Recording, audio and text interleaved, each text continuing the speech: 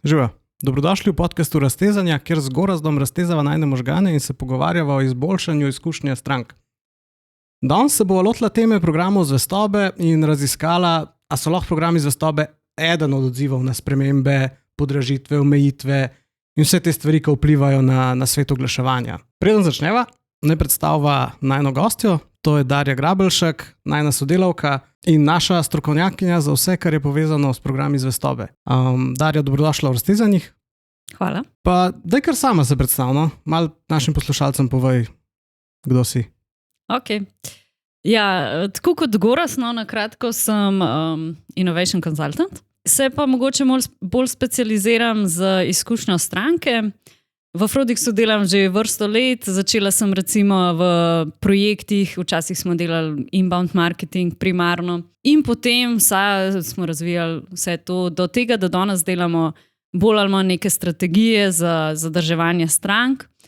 In prek teh strategij za zadrževanje strank smo tudi prišli do programov zvestobe in evo, tako sem danes tukaj.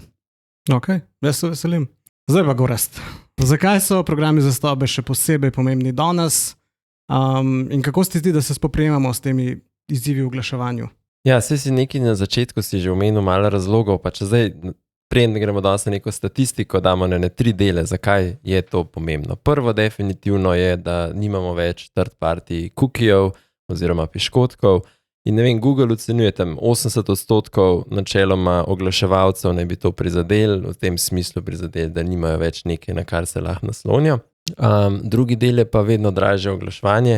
Ne vem, če ste vedeli, za 15% se približno year over year podraži oglaševanje, strošek na klik oziroma strošek na 1000 prikazov na Facebooku in na Googlu. Malo več na Googlu, malo manj na Meti. Tretji del je pa ena zanimiva raziskava, sem nazadnje bral, da lojalni uporabniki zapravijo kar 29% več. In tudi zadržati uporabnika, dejansko te uporabniki se ti tako 67% več, so bolj zvesti, se pravi, se ti vračajo na spletno stran.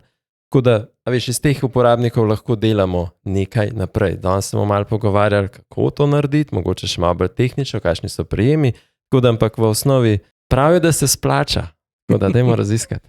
Super. Preden začnemo s to temo, imamo pa tudi eno vprašanje in sicer Tamara naj sprašuje, zelo direktna, zakaj so ta marketinška orodja tako zelo draga? Ja, veš, super Tamara, ker si to vprašala. Zdaj, preden greva v ta tehnični del, pa kaj vse v zadnji, bi jaz razložil mogoče malo iz tega vidika, kakšna je percepcija teh dragih orodij, ko pravimo draga, v odvisnosti od tega, kaj nam pravzaprav to nazaj prinese, ali pa rečemo temu return investment, povračilo investicije. In mi nekako tako pri naših strankah opažamo, da tam 15 do 18 mesecev je nekje rok, da se ti za take sisteme, ki bi zdaj na začetku rekel, jo so dragi, začne dejansko povračati investicija. Si v bistvu lahko že tam po letu pa pol si že skoraj na break-evenu. Kako to dosežeš? Je pa ta del, ki sva se v prejšnji epizodi tudi pogovarjala, kjer povečuješ povprečno vrednost nakupa, povečuješ frekvenco, se pravi več teh kontekstov do uporabnika znaš zajet in na njih se pravilno personalizirano odzvati, s tem povečuješ neke prihodke, na drugi strani pa stranke ne zgubljaš, ne vračajo ti izdelkov, se pravi prihraniš. Tudi recimo prihraniš na koncu pri oglaševanju, ker zdaj imaš te opcije, da oglašuješ na tiste tvoje zveste uporabnike, pa zmanjšuješ cost per klik, tako zelo poenostavljeno in tudi tam se pravzaprav pol to pozna. Tako da upam, da sva Tamari odgovorila, da ni vse samo v tem, ko vidiš ceno, ampak da moraš vedno pogledati, kaj s takim orodjem dobiš, kaj pravzaprav ti to nazaj prinese, glede na tvoj obseg baze, kakšne naročila imaš in tako. Marketinška orodja se skoraj vsa ali pa praktično vsa jih plačuješ glede na to, kakšno število kontaktov imaš v bazi noter, torej s kakšnim številom kontaktov komuniciraš. Zato, kot si rekel, če ti s temi kontakti nekaj počneš, pa dviguješ njihovo vrednost, potem ta cena niti ni več toliko visoka, jasno pa zelo velik razpon od zelo ugodnih orodij, mogoče nek Mailchimp ali pa v tem našem svetu mogoče kakšen Klaviyo, pa potem do enterprise orodij, ki ti pa prinašajo več, torej ti dajo na eno mesto več stvari. Se mi zdi, da potem, ko vidiš vse te razlogi, kaj pa je v takem orodju, pa tudi niso več toliko draga. Zdaj, Nam se pa velikrat zgodi, ker recimo eno orodje, s katerim največ delamo, je SAP Emarsys. Čim ljudje vidijo tisto značko SAP, jih malo zaskrbi, kakšna bo to cena.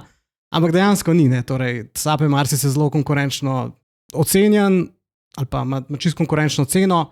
Je pa res, da je najmanjša licenca, ki jo lahko kupiš 100,000 kontaktov, kar je lahko za marsikoga prevelika ovira za vstop, ampak drugače cena za 100,000 kontaktov je pa od 1,000 evrov naprej na mesec, tako da ni to taka stvar. No?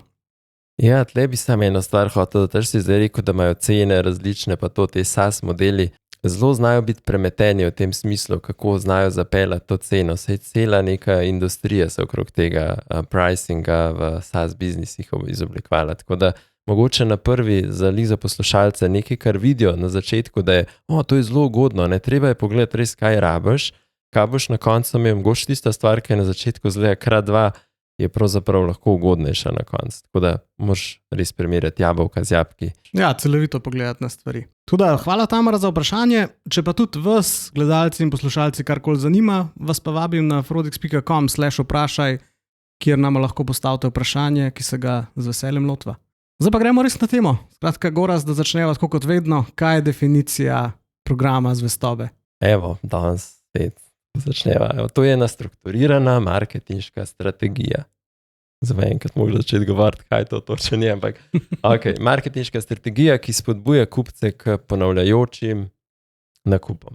Zdaj, kako to počnemo, je skozi serijo nekih taktik, ki uporabnika nagovarjajo na neke njegove aktivnosti, ki jih lahko točkujemo ali jih ovrednotimo in mu za kontra temu ponudimo neko ugodnost, ali to v obliki finančnih ugodnosti ali pa v bistvu nefinančnih ugodnosti. To pa delamo predvsem zato, da izboljšujemo število interakcij z uporabnikom, gradimo neko njegovo vez z njim in boljša, ko je ta vez, boljša, ko ta odnos vzpostavimo, večja je neka zvestoba in pa tudi lahko dosežemo te učinke, ki sem prej malo o njih govoril. Cool. Se mi zdi, da sploh ta zadnji del, torej gradimo vez, višja zvestoba. Na ta del se mi zdi, da včasih malo pozabimo, sploh, ko se zelo globoko zakopljamo v te programe zvestobe, pa začnemo govoriti, koliko imamo pa mi članov programa zvestobe, kakšno imajo oni vrednost naredijo. Malo pa pozabimo da vse to bo prišlo, ne? Torej in člani se bojo članali in vez se bo zgradila, če bo naš program dober, ne? Tako da še vedno moramo imeti končni cilj v mislih. Pa pojmo zdaj kar na to našo glavno temo. Torej, Darja, a nam lahko programi zvestobe pomagajo pri teh spremembah, ki se dogajajo v oglaševanju, kjer si naši šefi ali pa naše stranke, odvisno v kateri poziciji smo, želijo zmanjševati budžete oziroma optimizirati budžete. Kako je lahko program zvestobe nek odgovor na to? Če hočemo na to odgovoriti, se nekako moramo vrniti na kaj sploh namen oglaševanja. Povzemimo recimo en primer, recimo neka športna trgovina. Športna trgovina po zimi oglašuje smučke, turne smuče, ne vem, dereze in podobno. Poleti oglašuje kajte, wake, surfe, take stvari. V vmesnih časih pa, ne vem, pohodniško opremo in opremo za športe v telovadnici in tako. Ne. Se pravi, ves čas mora nekako oglaševati svojo ponudbo zato, da privabi potencialne stranke, da se odločijo prav za njo. Ne. Zato, ker možnosti je danes veliko, niso samo športne trgovine, še trgovine z vsemi drugimi stvarmi ti lahko prodajo sup, tako da možnosti imamo danes res veliko. Ne. Zdaj pa neka potencialna stranka, ki je morda že kdaj bila v tej trgovini, se pa odloči, ok, danes bom šla pa ravno v to trgovino kupiti enega od teh predmetov in pride v trgovino in kaj se pol tam zgodi? Ne? Nekdo, recimo prodajalka, reče, gospa, a ste vi članica našega programa zvestobe? Ker če ste, lahko danes že pri tem nakupu dobite, ne vem, ekstra ugodnost, 20% popusta. Nisem članica programa zvestobe. Ok, super, ni problem, zdaj lete včlanva in potem lahko že pri tem nakupu koristiš to ugodnost. Super, ne? Kdo zavrne tako dobro priložnost, ne? Mogoče pa zavrneš neki čist, a si članica zvestobe, nisi, ok, ne, pa nič ne dobiš, pa nič ne zgubiš, lahko zavrnem, ne. Ampak če se pa to zgodi, da dobim neko dobro ugodnost, sem pa jaz verjeten tudi vedva, ne, bi rekla, ja, itak dajte me v član, tudi če nimam namena, ne vem, čez 3 mesece spet nekaj kupiti, ne. No, če se zgodi to, da si za, gospa ali pa gospod te včlanta in od tega trenutka naprej ima to podjetje res neko izredno dobro priložnost, da te iz nekega obiskovalca enkratne stranke nekako transformiramo v neko zvesto, redno stranko. Ok, kako pa to naredi? Zdaj, kot članica programa Zvestobe sem mogla dati neko soglasje, pa moje kontaktne podatke, a ne? In od zdaj naprej lahko z mano komunicirajo direktno, brez tega, da bi mi rabili oglaševati in mi lahko vse te supe in opremo za zimo in za notranjo telovadbo direktno pač promovirajo prek e-maila ali pa drugih kanalov, odvisno kako imajo urejeno komunikacijo. Ne? Ampak lahko mi rečete, ja, sej, če prek e-maila se bi lahko bil sam newsletter sign-up in soglasje in rešeno. Ja, lahko bi bil, ampak program Zvestobe ti omogoča, da imaš več nekih mehanizmov, s katerim mi lahko nekako malo manipuliraš, da stranko preobraziš v redno stranko. A ne? Newsletter je pač namenjen temu, da ti promoviraš svojo ponudbo, zdaj pa, če imam pa še neke ugodnosti in ti imaš neke točke in jaz ti rečem, Andrej, še 5 točk, pa lahko koristiš tole super ugodnost, ki je ful zate primerna, ker ti imaš ful rad te zimske športe, a ne? A veš, pa to je lažje, ne? Kukor če jaz sam rečem, zdaj imaš 10% popust na zimsko opremo, a boš kupil? Mislim, drugače, a ne? In s programom Zvestobe lahko pač cenej prideš do nekih ponovnih nakupov, bolj si učinkovit kot v nekem oglaševanju. Ampak moraš začeti ta pogovor, ne? Jaz sem se v članu po moje že en kup podpisal, sem dal za programe Zvestobe, pa ne vem, če se je pol kaj zgodil, nek mail dobrodošlice. Pač imel sem občutek, da sem v newsletteru, tako da, kot si zdaj razložila, ima smisel, ja. In ja, res lahko, torej, ko nekoga enkrat včlanimo, ga lahko potem spodbujamo k vrnitvi, oziroma, tako kot sem rekla, če je to športna trgovina, ga lahko obvestimo tudi, da mi ne samo zimsko opremo, ampak tudi za polet, za kolesarjenje ali pa za nek drug šport. Ne. Druga stvar, ki se mi zdi zanimiva, je, da dobimo tudi še en kup drugih podatkov, torej vidimo, kaj pa osebe kupujejo skozi celotno sezono, kaj kupujejo pozimi, kaj kupujejo polet, ali pa kjer izdelki so tisti, ki jih redno kupujejo. Tako da, ja, en kup vrednosti tukaj. Ampak ja, torej cilj je, ali pa prvi cilj je, da stranko včlanimo v program Zvestobe. Tle gora bi tebe prosil za par prijemov, kako se tega lotati. Ja, če se malo nadaljujem to, kar je Darja začela na tem prvem delu, ki je rekla, da je prišla v prodajalno, pa je vprašala tam in je oseba ponudila, oziroma prodajalka ponudila takojšnji popust. Ne? To je najbolj pomembna stvar, da dejansko ponudiš takojšno neko nagrado, takojšno neko prednost, ki jo lahko unovčaš. Ne? To je recimo tako ena zadeva. Plus ta osebno povabilo. Tukaj je primer, prodajalne, ponavadi zaključiš nek nakup, pa te vprašajo, bi želel to že na ta nakup imeti popust, zdaj na spletnih straneh ali pa v appih imaš pa to pol različne opcije. Zdaj, če se včlanaš, takoj 10% popust, ne, tem, če še pošljajo, daj nam zdaj še telefonsko številko, pa ti damo še nekaj, takoj, in ti v bistvu to takoj uporabiš. Ta del se zdi zelo enostaven in zato je nek element, ta tretji, ki sem ga zdaj hotel našteti, je enostaven postopek včlanitve, se pravi, da ni to zdaj tako, če bi zdaj Darja imela varianto tam, kaj se pa tle A4 list, prosim, če spomnite, tamle je mizica, pa zdaj opište vse te podatke, tako, ali pa če ne, mora biti to zelo enostavno, ker ti si omenil, da pač imaš pol podatke, pa izbiraš, ne, te podatke lahko tudi s časom daješ, zbiraš kasneje, mogoče so daš kakšno nagrado za to, ko ti da nekdo podatke. In zelo enostavno moraš razložiti tudi, kaj je tvoja aktivnost, se pravi, kako se to s tvojimi finančnimi zadevami, pa če rečemo, da je finančna transakcija nakup, kako se to takoj odraža v nabiranje nekih točk ali nekih ugodnosti in kaj na drugi strani so te ugodnosti, ker vedno je tako, če bo tvoj effort zapraviti moraš 1000 evrov, zato da boš na koncu dobil 10 evrov, samo mogoče boš rekel, ne bom toliko zvest, ker pa če bo to, 50 evrov, pa če to je poprečen nakup, okrog 80 evrov, si že 5/8 tega pravzaprav nekomu podaril. Ne? Tako da to bi rekel s te glavni elementi, tisti, da te naredijo, zdaj da te včlanijo. Torej, basically neki instant, to smo ljudje, imamo radi, pa da je simple in potem bomo imeli tle dober conversion rate. Ne? Pa da je dosti velika nagrada, da imaš ti veš občutek, da pa bom neki. Ja, ampak vsaj ti za prvi nakup, vse polkrat enkrat imamo, potem ti lahko predstavimo ta program zvestobe, pa gremo vse te naslednje. Ampak ko nekoga imamo, lahko začnemo torej zbirati, kot se je rekel, ali first party podatke, te, ki nam jih, ko nekoga vprašamo, pa nam jih pove, ali pa zero party podatke, kjer jih dejansko sami merimo. Ampak ok, kaj pa zdaj, torej imamo, nekdo se je včlanil, pa Gorazd, ne vem, če kar nadaljuješ, kaj pa zdaj z njim počnemo, oziroma kaj definira tisti dober program zvestobe, ker verjetno ni dovolj, da zdaj rečemo, vsak evro je pa ena točka, pa potem boš lahko dobil cashback, verjetno moramo še kaj drugega narediti. Ja, to bi bilo super, če bi bilo to tako enostavno, pol mojem bi imeli vsi lojalnostne programe, pa vsi bi jih ful uporabljali. Ne, dejansko začneš z nekimi cilji, ki jih imaš definiranimi. Zdaj, cilji so lahko zelo različni od industrije do industrije. Mogoče nekje želiš angažiranost uporabnikov nagrajevati, o tem, da bodo delili neko tvojo zgodbo. V drugem primeru pa res želiš, da kupujejo. Tako da cilje moraš najprej zdefinirati. In ko definiraš cilje, rečeš, ok, katere so tiste aktivnosti, ki bodo uporabnika in mene kot podjetje, ki imam ta lojalnostni program, pripeljali do tega želenega cilja. Ne?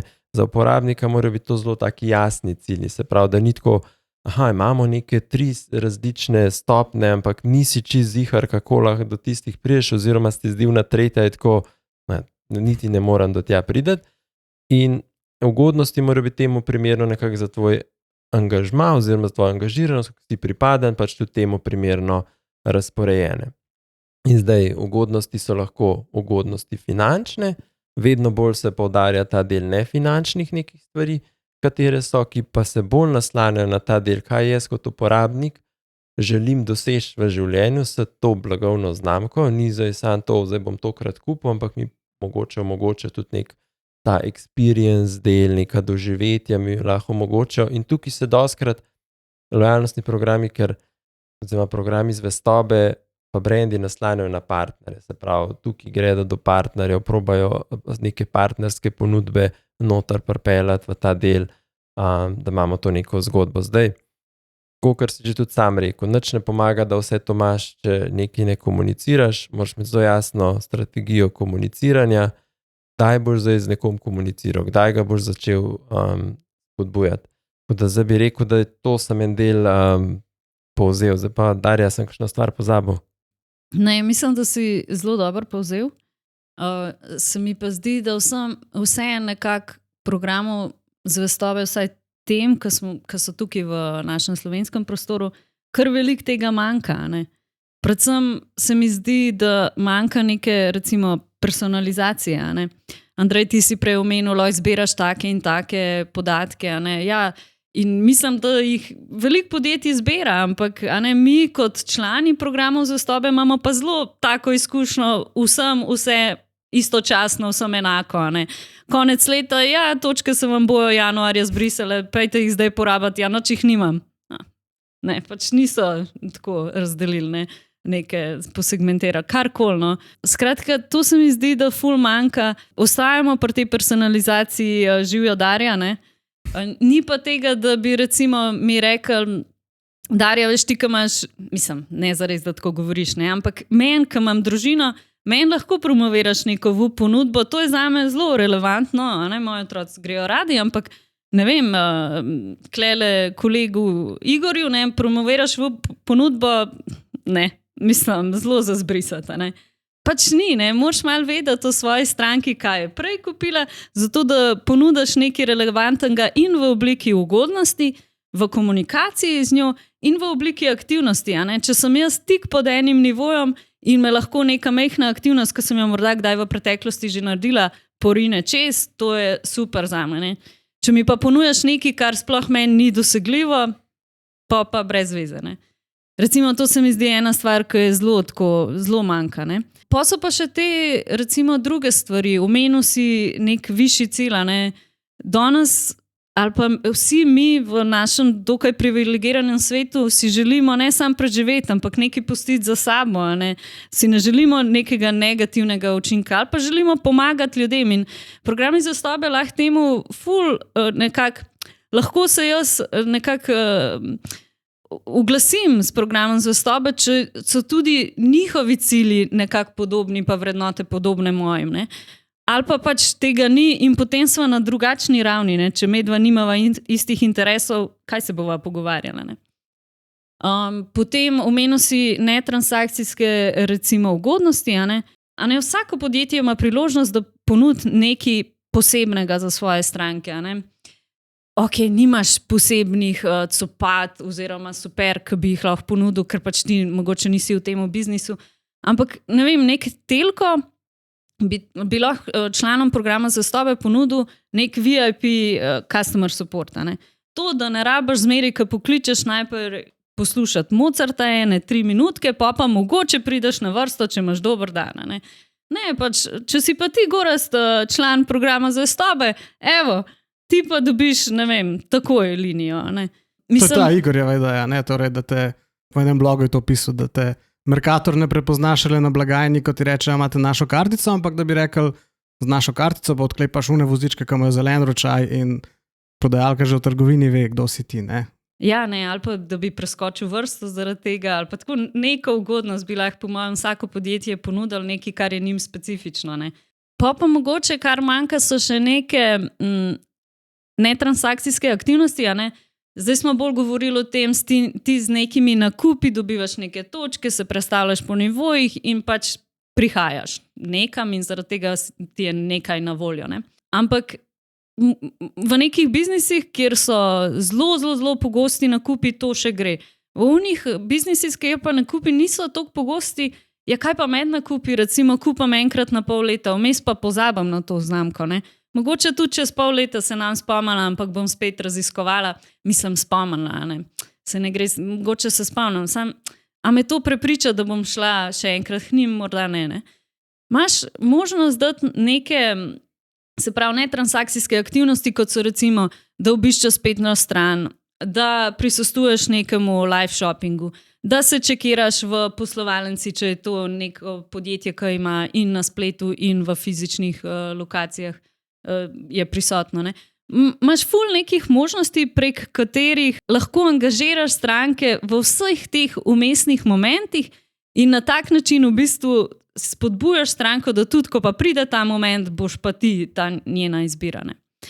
En tak primer je tudi gamifikacija, se pravi, gamifikacija se pravi način, ki temelji na nekih igrah, recimo, če si predstavljamo te arkadne igre, to je osnova gamifikacije, ampak danes pa uporabljamo različne pristope, naprimer neke izzive, ok, nagradna igra, ki je nek najbolj tak klasičen način gamifikacije, ampak v programih Zvestobe imamo lahko neke lestvice članov. To so tudi neki načini, ki jih ti lahko izkoristiš za to, da angažiraš ljudi v vsem tem umestnem času med nakupi, morda pa s tem tudi pridobi neko možnost, neko ugodnost ali pa nek dodatek pri naslednjem nakupu ali pa nekaj, a ne, kar pol spodbudi, da ta nakup pride prej, a ne, da se prej odločiš za njega. Zato, kar sem zdaj povedala, da sem tako nekako razumel, da najbolj smiselno se nekje na koncu lotiti, torej kaj je tih cilj, kaj so neke, ne vem, stvari, ki jih hočeš dajati, ali so to neke ugodnosti, ali se hočeš iti gamification in iz tega pol veš, kere podatke boš potreboval, da boš lahko tudi vedel, kako gamification oblikovati, katere ponudbe, s katerimi partnerji se zmeniti za neke kupone. In ko veš, kere podatke rabiš, pol si tudi pripravljen za te podatke, po teh podatkih vprašati in zato nagraditi človeka, ki ti te podatke dal, ker če mi štartamo, pa nekomu rečemo, je ful dobro, da nekomu damo bon za 5 evrov popusta, ki je dopolnil svoje podatke v profilu, pa da je povedal, da ima družino, pa 2 otroka, pa psa. Pa vsak rekel, to ni vredno 5 evrov. Ne? Če pa vemo, kaj bomo s temi podatki počeli, pa verjetno drugače gledaš na to, kako boš. Vsem se neka transakcija malo zgodi, ampak kako boš te podatke plačal, če temu tako rečem, ne? Ok, počasi se bližamo koncu, dajmo za konc narediti en krog, pa vsak našteje par primerov Zvestobe, ki se mu zdijo tako malo drugačni, zanimivi, ali pa da na tak ali pa drugačen način ustrezajo tem dobrim programom Zvestobe, ki jih probamo predstaviti. Da kar Darja nadaljuj. Ok, meni sta zelo všeč 2 primera iz Avstralije.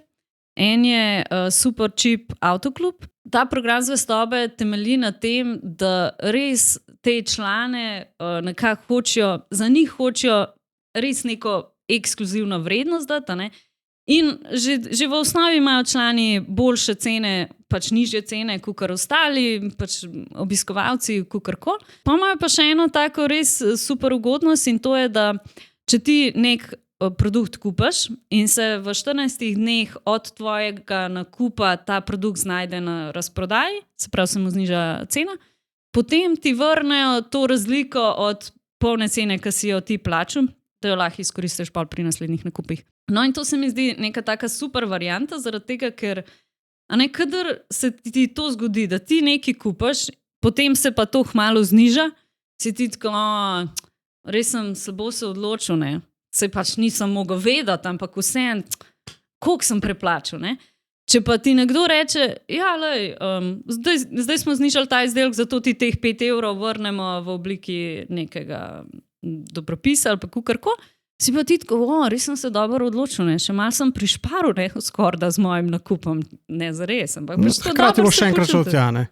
Ja, in to se mi zdi res tak dober način, da z nekim znižanjem v bistvu ne ustvariš neke slabe volje, ampak res neko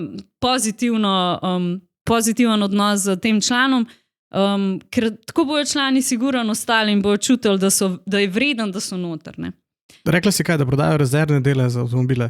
Ne, a veš, vse te stvari za avtomobile, Ja, pač. ne vem, olja, tekočino, pač tako, opremo za avto ali pa. A verjetno se ti kako kdaj zgodi, da narediš še nakup mal, ker si ga mogel, ker je avto to zdaj rabo, tako da se že tako mogoče nisi najbolj počutil, tako če se nekaj tazga zgodi, valjda se boš k njim vrnil, ne, tako da to se mi zdi res hudo, ja. Pol drug primer je pa recimo Eat and Donate, to je pa en program zvestobe enega podjetja Relish. Oni so, se pravi, veriga restauracij z burgerji, nekako bolj zdravimi burgerji pravijo, ne. No, pri tem programu zvestobe mi je pa všeč to, da dve stvari v bistvu. Ena, da je zelo enostavna, ne. Eat and Donate, pač ti veš, ne, 8-krat boš kupil, 9 boš, nekaj boš z njem naredil, ga boš doniral očitno. Eat and Donate, ja. Ampak tudi ejt. Ja.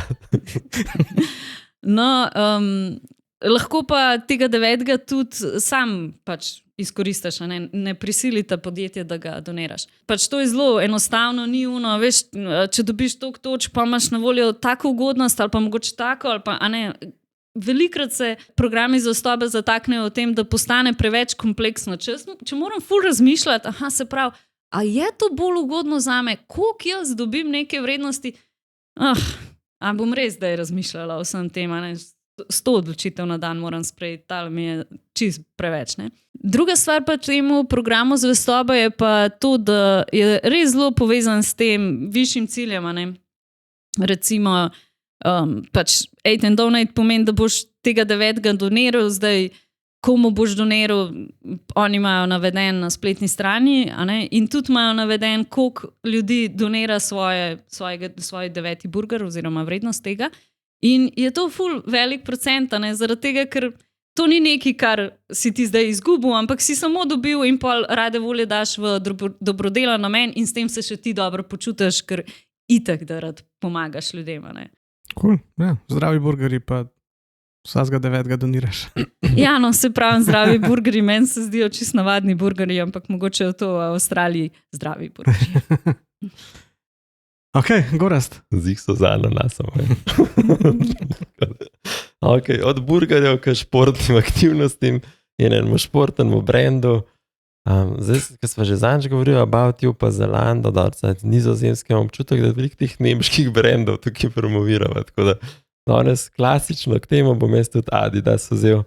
Adi Klub, mislim, da je en tak super primer programa zvestobe, ki odgovarja na več ciljev Adidasa.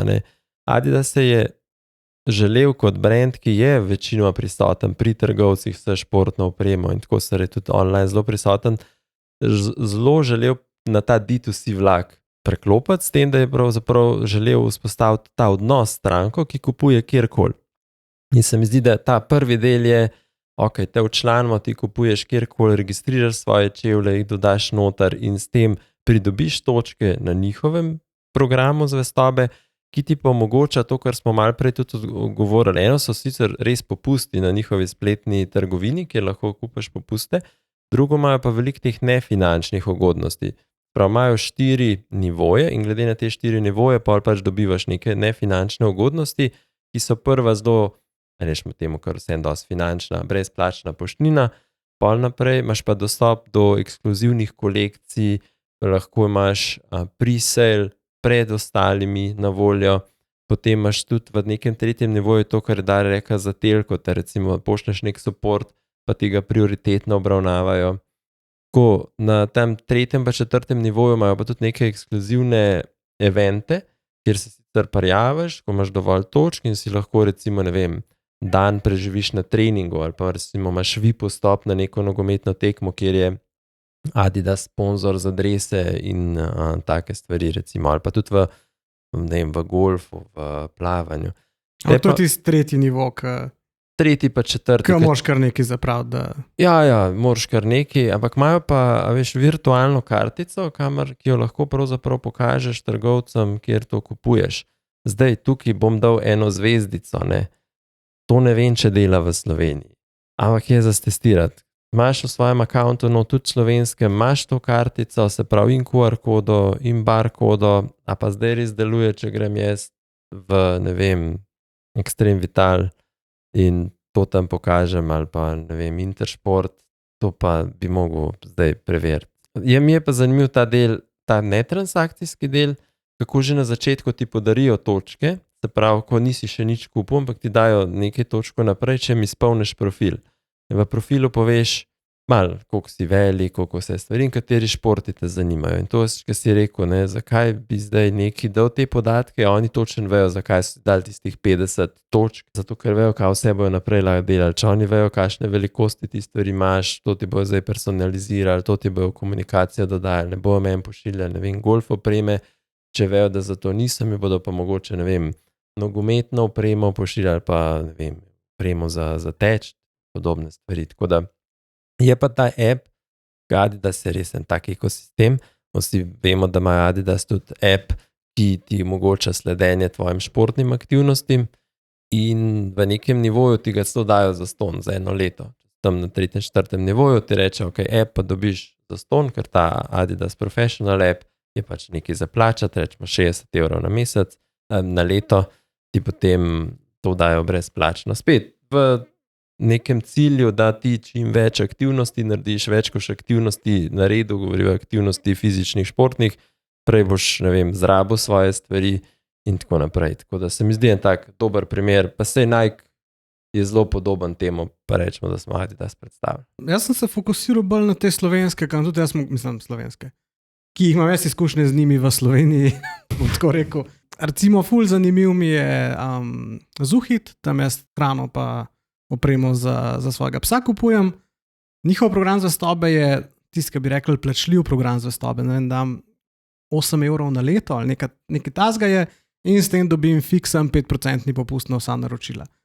Kar je, meni je bil tako zelo easy izračun, torej, pri drugem naročilu si ta strošek že pokrijem in hkrati to razlog, da jaz vsakič tam kupujem, ker tam imam fiksen 5% popust. Do tega, da oni pa jasno te podatke uporabljajo, da mi reče, vašem ljubljenčku zmanjkuje hrane, a boste zdaj naročili in mi dajo, dobim sliko pač te vreče hrane, ki jo vedno kupujem in tako naprej. Ne. Ampak najprej mi je bil tako, a plačati bom mogel.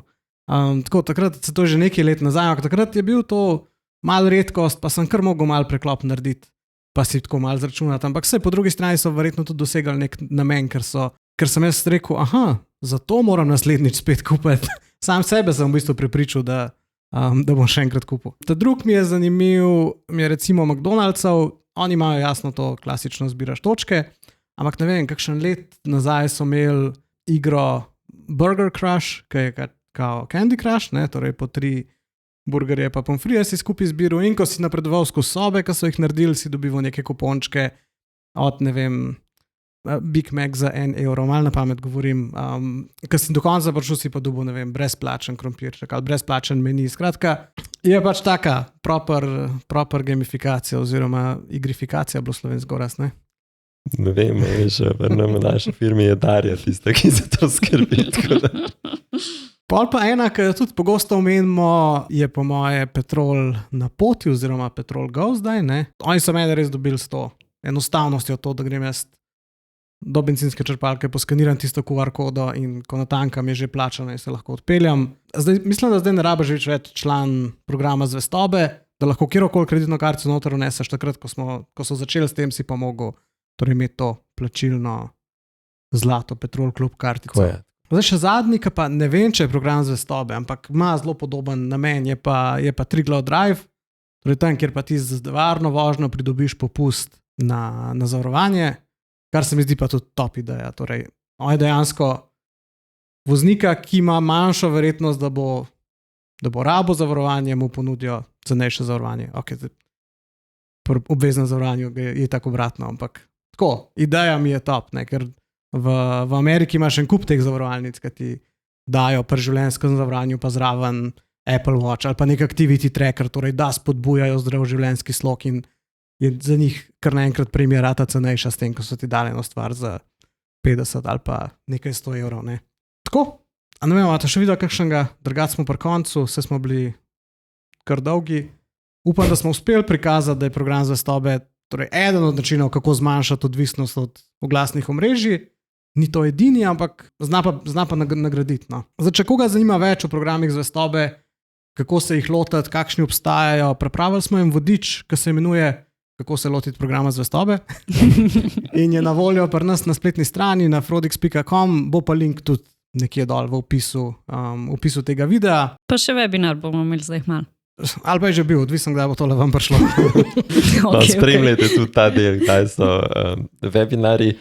Pa ne se res ne sprašvati, zato ker verjamem, da mi veliko tem povemo, pa veliko mogoče, kje se spustimo zelo v detajle, ki probamo malo po vrhu popraskati kakšne stvari in bi vas mogoče kaj bolj konkretnega zanimali, tako da frodix.com/vprašaj pa z veseljem zato z Andrejem ali pa še s kakšnim gostom dodatno to odgovorila te stvari. Hvala vsem za poslušanje. Če vam je tole všeč, dajte nama kakšen like, kakšno oceno na YouTubeu, na podcastih, na Apple Podcast, na Spotify Podcast, kjer pač poslušate, spremljate, se znamo to. Hvala Darja, da si bila najina gostja. Ja, še enkrat hvala za povabilo, prav lušno vam bilo. Se strinjam, upam, da boš še kdaj prišla. Hvala Gorazd, hvala vsem za poslušanje in čau. Čau.